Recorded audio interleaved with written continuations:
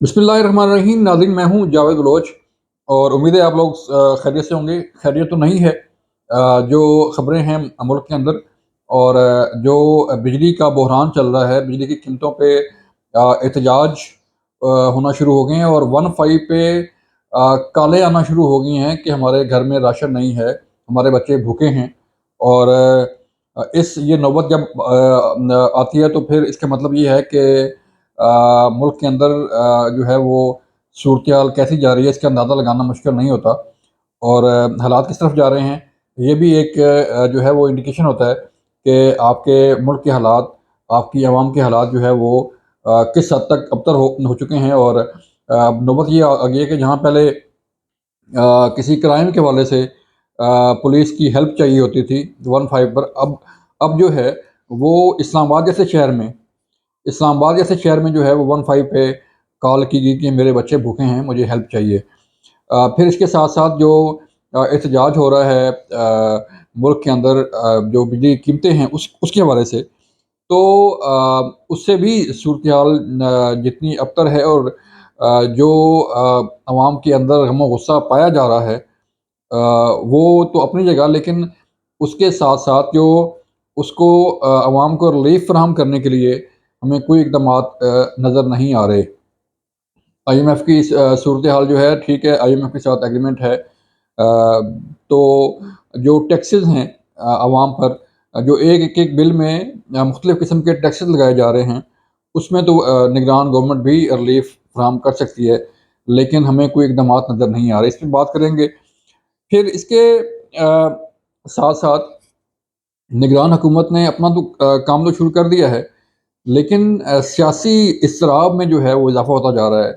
People party खुल के ये कह रही है कि हमें इलेक्शन फ़ौरी चाहिए और विदिन टाइम चाहिए। नून लीग जो है वो थोड़ा टाइम गेन करने की कोशिश कर रही है, लेकिन वो इतना टाइम गेन कर नहीं पाएँगे, क्योंकि नवाज़ शरीफ साहब के केसेस भी ख़त्म होने हैं और उसमें भी टाइम लगना है। अक्टूबर में नवाज़ शरीफ की जो है वो उन्होंने पाकिस्तान भी आना है। तो लेकिन ये इज़्तिराब जो है वो क्यों बढ़ता जा रहा है, हम इस पे बात करेंगे। फिर इसके साथ-साथ हम आपको आगाह करने जा रहे हैं कि जो chief justice Islamabad high court justice Umar Farooq के ख़िलाफ़ तहरीक-ए-इंसाफ़ की तरफ से जो एक सोशल मीडिया कैंपेन चल रही है, उस पे भी बात करेंगे। एक तरफ तो इस्लामाबाद हाई कोर्ट में बेल एप्लीकेशन जो है वो उस बेंच के सामने है, और दूसरी तरफ जो है उसी उन्हीं जज के ख़िलाफ़ जो है वो भरपूर किस्म की एक कैंपेन जो है वो शुरू की गई है। यही आपको याद होगा कि जज हुमायूं दिलावर के खिलाफ भी इसी इसी तरह की जो है वो एक कैंपेन शुरू की गई थी। क्योंकि फैसला से पहले ही किसी जज को, किसी कोर्ट को जो है वो इतना मलाइन कर दिया जाए, इतना कि जो उसको मुतनाज़ा कर दिया जाए कि लोग कहें कि ये वाक़ई जो पहले चीज़ें चल रही थी, फैसला भी उसी तरह आया। तो ये उसी एक कैंपेन का हिस्सा है, जिसमें अब जो है वो चीफ जस्टिस उमर फ़ारूक जो है इस्लामाबाद हाई कोर्ट के, वो उसकी जद में आए हुए हैं। इस पे हम बात करेंगे।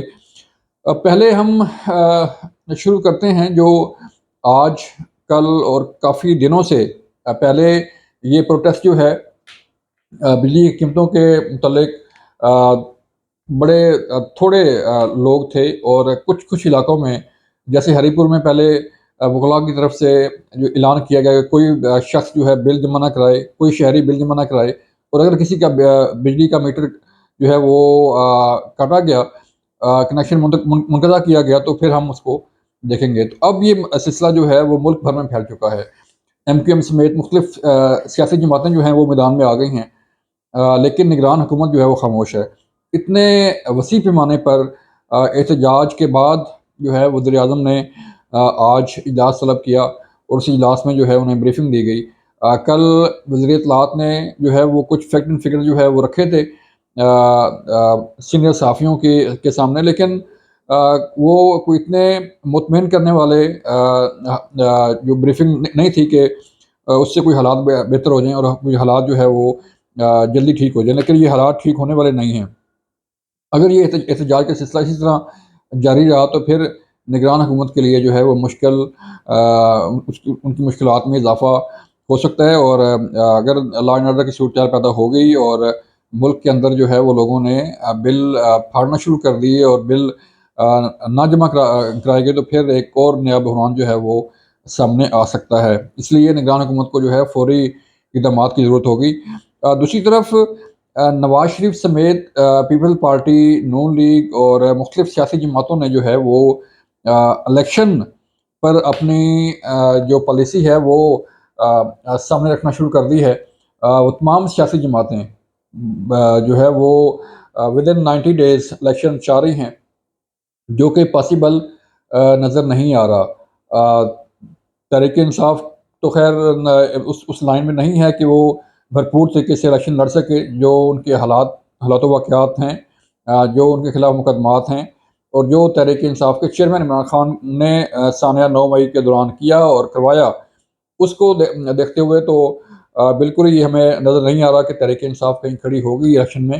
لیکن جو سیاسی جماعتیں لائک جو پی ڈی ایم میں شامل تھیں، نون لیگ ہے، پیپل پارٹی ہے، ایم کیو ایم ہے، باپ ہے اور جے یو ایف اے ہے، باقی سیاسی جماعتیں ہیں، تو وہ تمام جماعتیں جو ہیں انہوں نے اب ڈیمانڈ کرنا شروع کر دی ہے کہ الیکشن جو ہے ود ان 90 ڈیز ہی ہونا چاہیے۔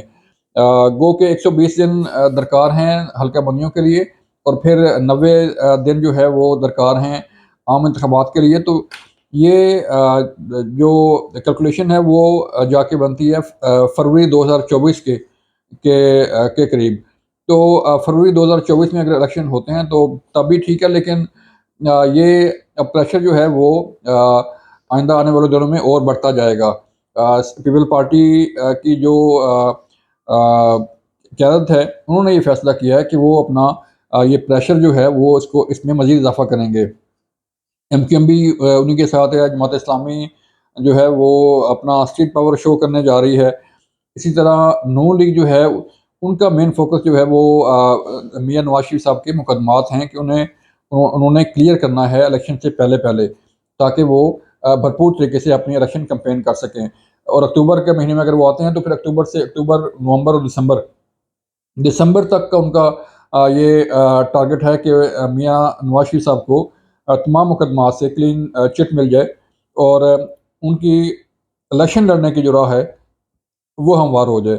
پھر اس کے ساتھ ساتھ جو 16 سپتمبر لاسٹ ڈیٹ ہے چیف جسٹس امرتا بنیال صاحب کی، جب اس کے بعد جسٹس قاضی فائز عیسیٰ صاحب اپنے عہدے کا چارج سنبھالیں گے تو صورتحال کیا بنے گی، کیونکہ نامزد چیف جسٹس سپریم کورٹ قاضی فائز عیسیٰ صاحب نے اپنی مصروفیات کافی بڑھا دی ہیں، اور وہ اب میڈیا پر بھی اور جو آن گراؤنڈ چیزیں ہیں وہاں پر نظر آنا شروع ہو گئی ہیں کہ کوئی نامزد چیف جسٹس ہے اور یہ چیف جسٹس نے آئندہ آنے والے ماہ میں چارج سنبھالنا ہے۔ جیسے آپ نے دیکھا کہ جڑا والا میں قاضی فائز صاحب وہاں پر گئے، وہاں پر ان کی دادرسی کے لیے وہاں پہ وزٹ کیا اور لوگوں کے ساتھ ملے اور مسیحی برادری کو اپنے تعاون کا بھرپور یقین دلایا۔